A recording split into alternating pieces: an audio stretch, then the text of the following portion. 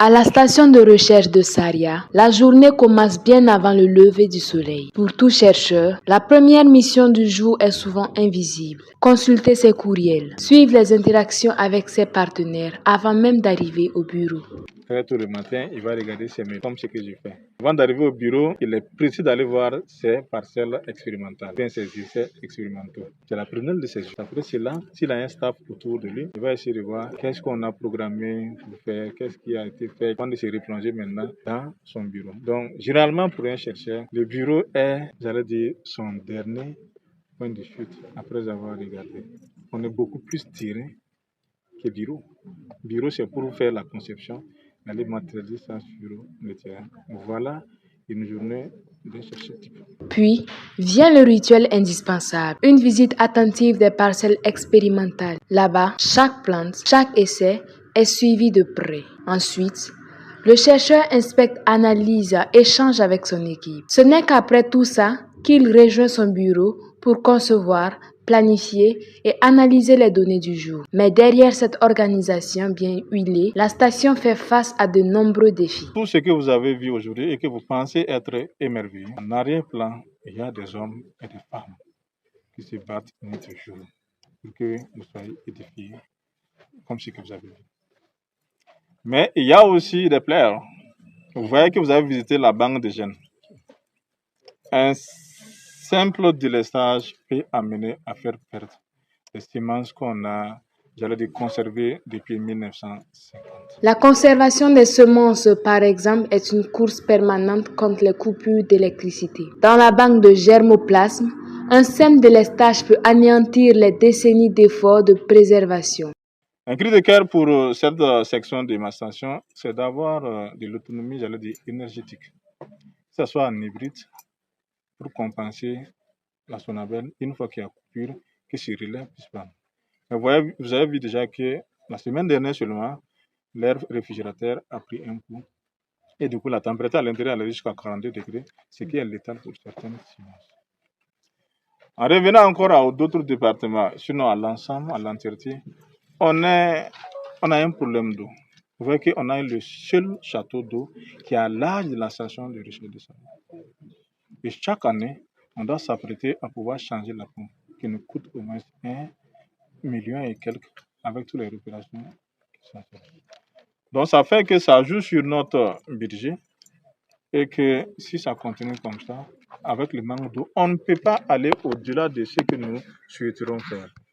Alors que si on a l'eau, vous avez vu qu'en contre-saison, le peu d'eau qu'on a, on a eu à développer déjà une variété de mil qui est vraiment productive. Donc si le problème d'eau est réglé, on allait travailler en plein temps pour développer encore plus de technologies innovantes à même de booster le développement socio-économique du Burkina Faso avec notre contribution dans l'atteinte de l'autosuffisance alimentaire et nutritionnelle. À cela s'ajoutent des problèmes d'approvisionnement en eau. L'unique château d'eau de la station installé depuis près d'un siècle peine à répondre aux besoins grandissants. Des investissements urgents sont donc nécessaires pour assurer la survie des activités en toute saison. Chaque jour, selon leur spécialité, les équipes s'affairent sur plusieurs fronts. Les activités, les activités sont en fonction des départements. Il y a le département de production végétale qui va beaucoup s'occuper du développement des semences améliorées.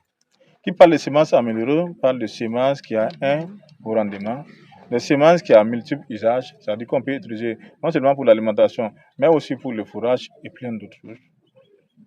Ils sont censés, toutes les activités, c'est de mettre à notre possession des variétés améliorées. Si je descends au niveau de production animale, ils vont travailler à mettre des races, j'allais dire, performantes, qui s'adaptent aux conditions réelles du pays, mais qui sont aussi prolifiques, c'est-à-dire performantes en termes, j'allais dire, de petits à donner, que ce soit pour les ruminants, que ce soit pour les non-ruminants, que ce soit pour la volaille. Donc vous avez vu qu'on n'a pas pu regarder au niveau de la volaille parce que ce qu'on avait produit, on a tout vendu. Vous voyez. Si je descends au niveau du département environnement et forêt, dont je suis ici, nous développons là-bas, comme vous avez vu, par exemple, le développement des plantes à partir d'organes de plantes qu'on a appelé la propagation végétative ou la reproduction asexuée. C'est pour au moins réduire le cycle végétatif de l'espace pour qu'on puisse bénéficier de ces produits et plein d'autres activités allant même dans la restauration des terres dégradées.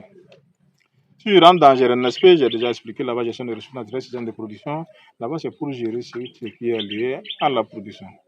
Et notamment, qui parle de production végétale, va parler de restaurer la terre, d'augmenter sa fertilité et tout ce qui s'ensuit jusqu'à avoir un haut rendement à la fin du processus.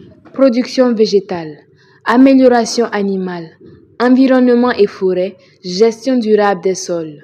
Chaque département poursuit un seul objectif: développer des technologies adaptées aux réalités locales pour booster l'agriculture et l'élevage au Burkina Faso. Malgré donc les défis, la station de Saria est bien décidée à continuer de faire germer l'innovation au service de la recherche de la sécurité alimentaire.